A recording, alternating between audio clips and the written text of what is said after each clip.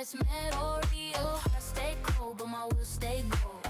Moonlit path with the legends glow. Break my bones, still I won't fall. Shadow it away, my oreo. Trained in the dark where the lanterns sway. Hands wrapped tight, blood for every day. Master said strength and rage or pride. His breath held steady when fear collide. Enemies tight, but words fall light. I move like smoke through the edge of night. Every scar got a lesson told. Every loss just sharpen my soul. Burn like water, body like stone. Stand alone, but never alone. Heaven judge me, earth below. I bow to none, I'll follow the code. Healing my veins, calming my soul. But the night never lose control. From dust I rise, from pain I grow. Silent blade, that's melody. Oh, heart stay cold, but my will stay gold. Moonlit path with the legends go. Break my bones till I won't fall. Shadow of the way, melody. Oh, dynasties fall, names turn to dust. I'll fade quick if it build all lust. I train at dawn while the city sleep. Promises made that I still keep fast, hands slow, but eyes don't shake. One wrong move could decide my fate. I don't chase crowns, I don't chase fame. I chase mastery, discipline, pain. Every strike, carved with intent. Alright, this is my updated Nameless Spear and Nameless Sword build guide. A little bit has changed since the last time I made a video. This is also going to be for PvE and PvP this time. I will have included clips from both at the start of the video. Now, I do know that Nameless Spear is probably one of the most broken weapons in the PvP right now, but, you know, I've been running it since day one, and I'm going to continue to run it as it is my preferred build. So, jumping straight into the PvE kits, we obviously have our martial arts, but in weight, I'm rocking Royal Chant, Sword Morph, Battle Anthem, and Wildfire Spark. These two work together in conjunction very well. Obviously, it boosts your charged attacks on your sword, and this one allows you to use multiple waves of the charged attack on the sword.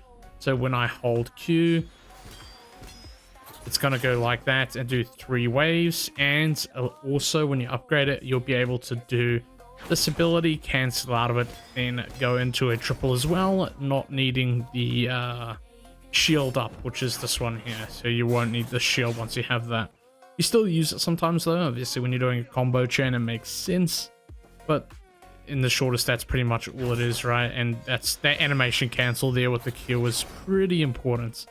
And also have the Sword Morph upgraded to tier 4, which allows me to keep casting triple wave attacks without a shield and without reprocking this one here, which is quite nice. Jumping on to the Mystic Arts, we have, of course, got Meridian Touch. This is a great gap closer, a lot of used mainly in PvP. We have Dragon's Breath, great in PvE and PvP, playing a fighter on PvP, and getting the Tenacity, which is basically anti-stagger, and also it has pushback, and then in PvE it's also just great for that fighter as well. Soaring Spin, very strong damage and control in the PvP arena, and it's also fantastic in PvE for high chi bursts on boss health bars. Next up is Serene Breeze, CC Break. This one's obviously pretty common. And again, these are all that I've got almost everything at version peak, which will be basically the max we need to upgrade our Mystic Arts until Season 2, which is on the 6th of February, which is quite nice.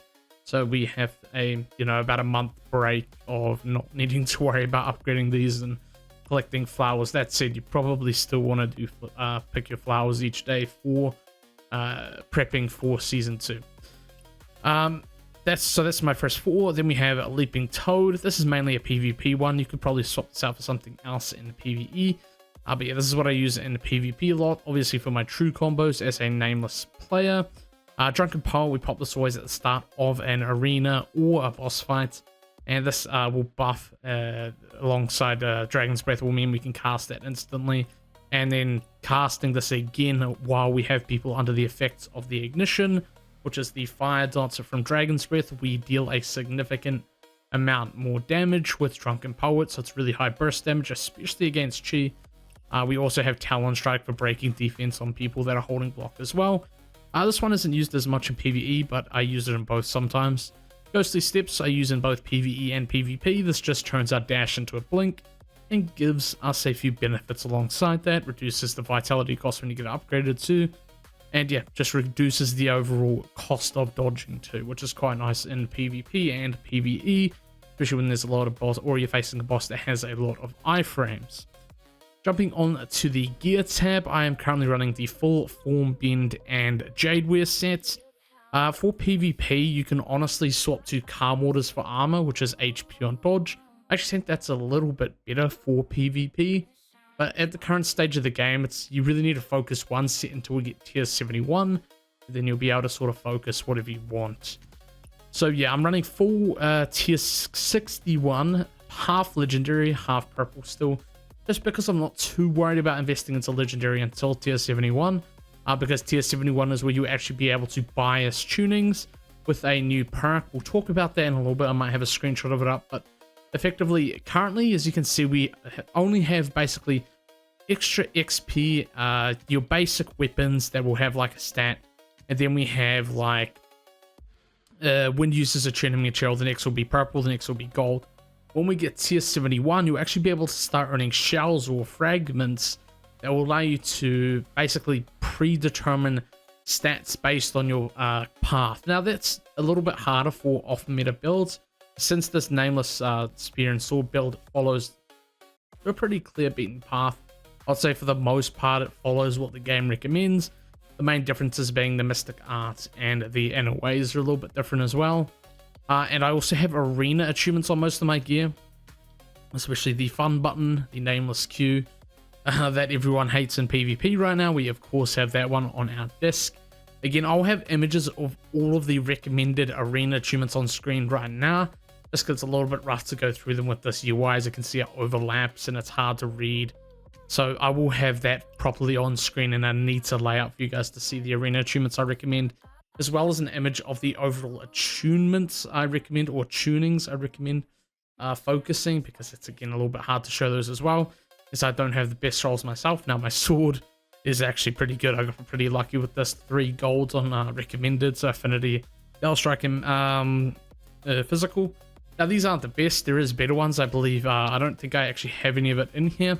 But momentum, agility, and power are the big 3 in-game stats we want to focus, as they split into, and if you didn't know, they split into every attribute. So at the end game, you'll have these tunings that are harder to get, such as power, agility, momentum, defense, and body, depending on other builds like body and healers. Body and defense, tanks and healers will probably focus these. But these basically convert into multi-stats. So momentum is affinity rate and max physical attack. So it's a really good in-game stat. It's a lot harder to get. It's basically the best you can get. That's what I would recommend. That's also not the end of the world if you get the other recommended stats that the game tells you about. Yeah, momentum, agility, and power are definitely the big 3. When it comes to armor, it's kind of the same thing, right? Arena achievements. Now, if you're doing a PvE strictly PvE build, you'll probably want to look out for ones that increase your charged damage as your final upgrade. I don't know if I have any examples here. I'll quickly have a look. I might have scrapped them all here, so I don't think I have any. But you'll be looking for something that does like plus charge damage. I think it goes up to like 2% as your 5th or 6th achievement on Legendary. So that's what you'll be looking out for there. For bow, you can go for flight speed or draw speed. I go for flight speed. They're both pretty good, and yeah, whatever RNG you get lucky with on your tunings. Again, we'll be able to narrow that down and lock it in the tier 71 breakthrough. But for now, that's the best we can do. For Arsenal, we have the pretty much everything min-maxed in here. I've got pretty solid gear. As you can see, when you spill over the cap, this is important to know, when you spill over the cap in the Arsenal, it converts to extra HP. It's not like an insane amount, but it's definitely something that I think is worth min-maxing to some degree. Not like an insane amount, but at least getting, all purples. Like, make sure you don't have any blues kind of things. So, like, for example, I think, can I just hover over it? I don't know how to check. Damn, that's annoying. I don't think I can check the actual stats, but making sure you don't have any blue or green tunings. You really want to make sure you're aiming for the legendary and purples on your Arsenal gear, just to min-max it a little bit and get a little bit more benefits out of it. These are my arena talents, I think. No, normal talents. Eventually we'll get all of them. I actually don't have all of them myself yet. Haven't opened all the chests on the map for the enlightenment points. Same goes for Blade Out's arena achievements. Eventually, through a season, about halfway through, so we'll have around 1 month with every single arena achievement unlocked, and you'll have them all. It's a little bit grindy if you've just started playing PvP, but if you've been playing PvP, you'll have pretty much everything by now. Same goes with the Blade Out boss trees. You'll get a cool title for this. I haven't really been focusing these. I probably should. But that's pretty much the entire build. For consumables, I usually rock the double shreds for PvE. I rock, I can't remember. It's the one that gives 6,000 HP for PvP. Sometimes I actually use attack and PvP. It depends. Usually I think this is my main food though. And then for script, I use restoration. That's pretty much the entire kit, and I will see you guys in the next video. Peace.